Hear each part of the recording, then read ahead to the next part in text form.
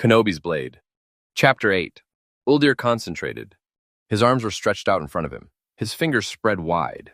With excitement and pride, he watched the gigantic platform rise higher and higher. The plasteel slab must have weighed 1,000 kilos or more, and yet it felt like he was lifting it with no effort at all. With a grin of triumph, he looked to where Orlok stood in the corner of the cargo storage chamber. "Hey, I could be wrong, but I think I'm getting pretty good at this," Uldir said. "It's so much easier than the way Master Skywalker tried to teach me."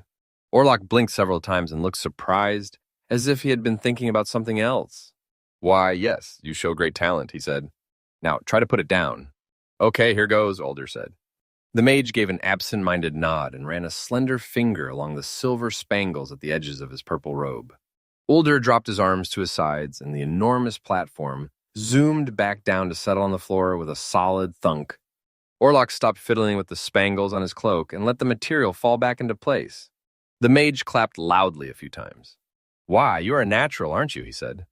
"You catch on so quickly." Uldir let himself enjoy the praise of his teacher. It was refreshing to hear someone say that he had done well, for a change. Uldir ran a hand through his shaggy chestnut hair. "The lifting part seems easy now. I still can't sense anyone's feelings like Jedi seem to, though." "My dear boy, you're too modest," Orlok crooned. "Your abilities are greater than you know. Here, I'll show you. Tell me what I'm thinking right now." The mage crossed his slender arms in front of his chest and looked at Uldir with a warm smile.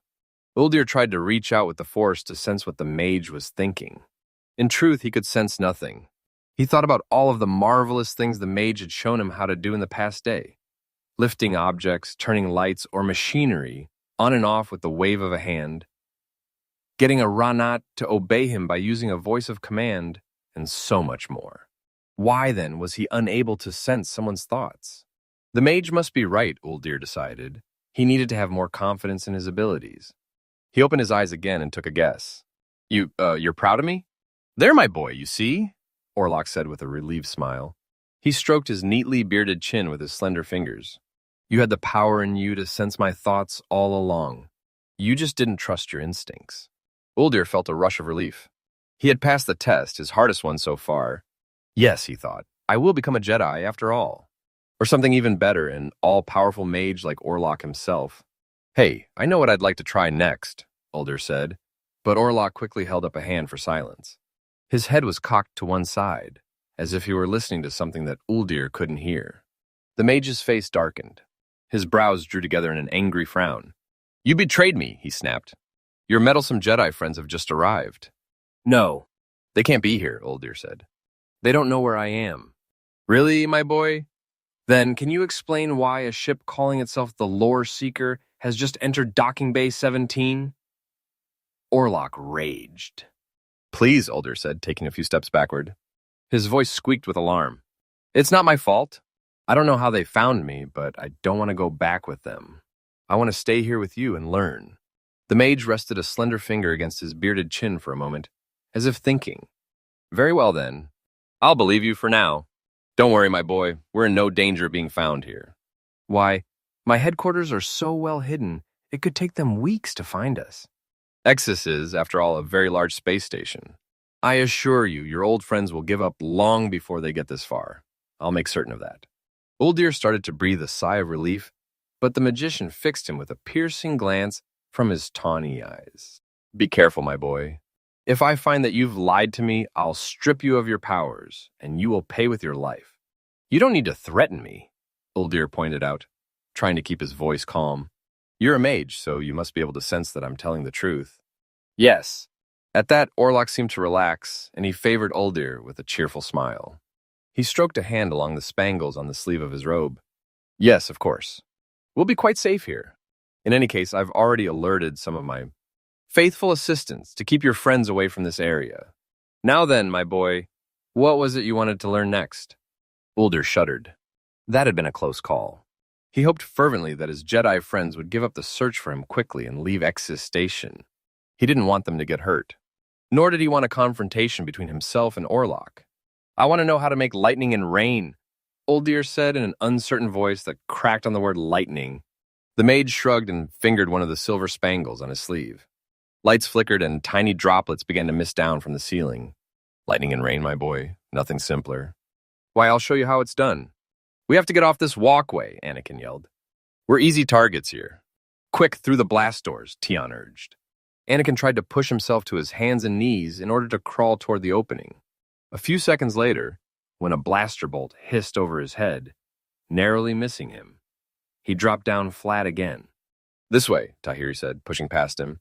She propelled herself forward with her hands, arms, elbows, and knees flat to the floor. Anakin followed suit. R2-D2 had already made it through the blast doors. Anakin noticed that the lighting was better out in the corridor, but that Ikrit was nowhere in sight. Anakin was within 3 meters of the blast door when he heard Tahiri's cry of pain. Fearing the worst, Anakin turned back. Even in the uncertain light, he could see that her green eyes were alert and wide with panic. Are you hit? He asked.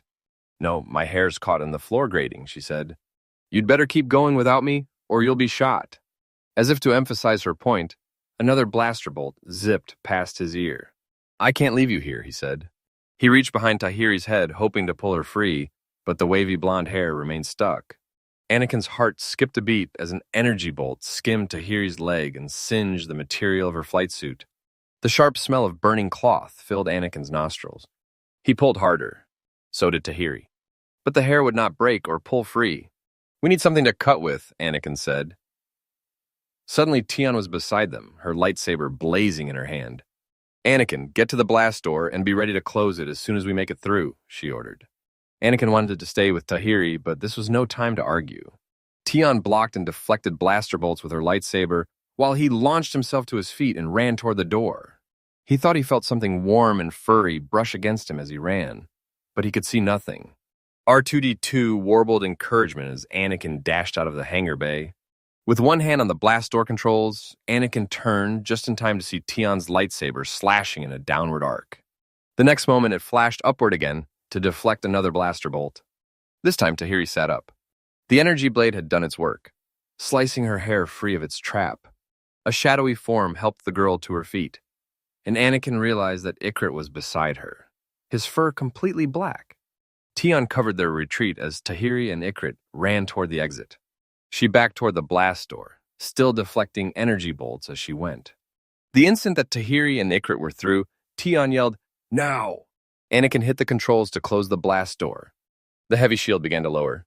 At the last instant, Tion dove through the opening, and the blast door shut with a heavy clang.